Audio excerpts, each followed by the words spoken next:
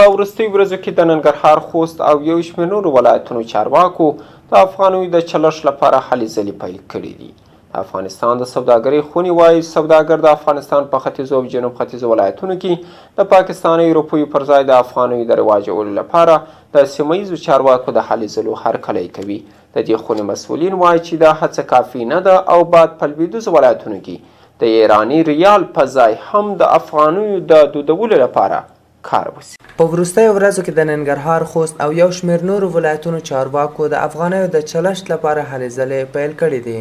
د دغو ولایتونو چارواکي وایي چې خلکو د پاکستاني روپۍ پر ځای په راکړه ورکړه کې له افغانیو څخه د کار اخیستو په اړه غوښتنې ته مثبت ځواب ویلی دی.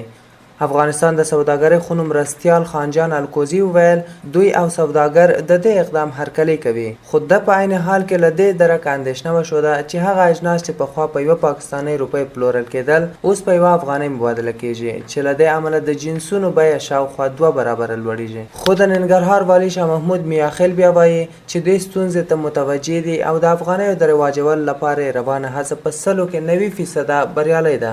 پرون د جلال آباد ښار صرافانو په دې اعتراض کې چې بازار ته په کافي اندازه افغانۍ ایستل شوي نه دي خپل دوکانونه تړلي وو. دوی ته وروسته د ننګرهار والي شاه محمود میاخیل د دې ستونزې د ژر حل کولو ډاډ ورکړ.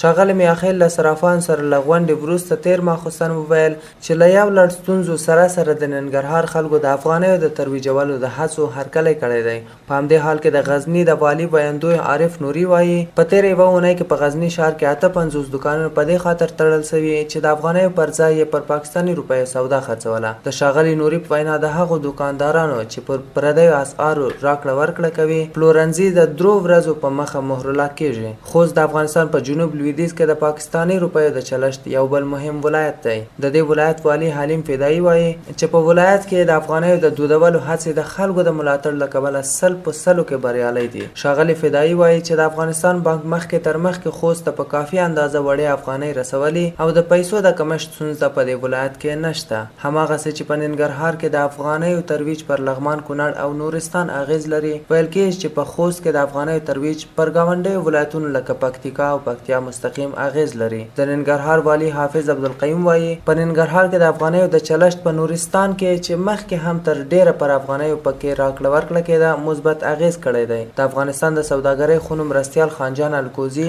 سره له دې چې د افغانیو د ترویج لپاره روان کمپاین بریالی بولي وایي چې دا هڅه کافي نه ده او باید په لویدیځو ولایتونو کې د ایراني ریال په ځای هم د افغانیو د دودولو لپاره کار وشي او په ننګرهار، خوست، کونړ او غزني کې پیل شوی کمپاین کندهار او هلمند ته هم وغځول شي.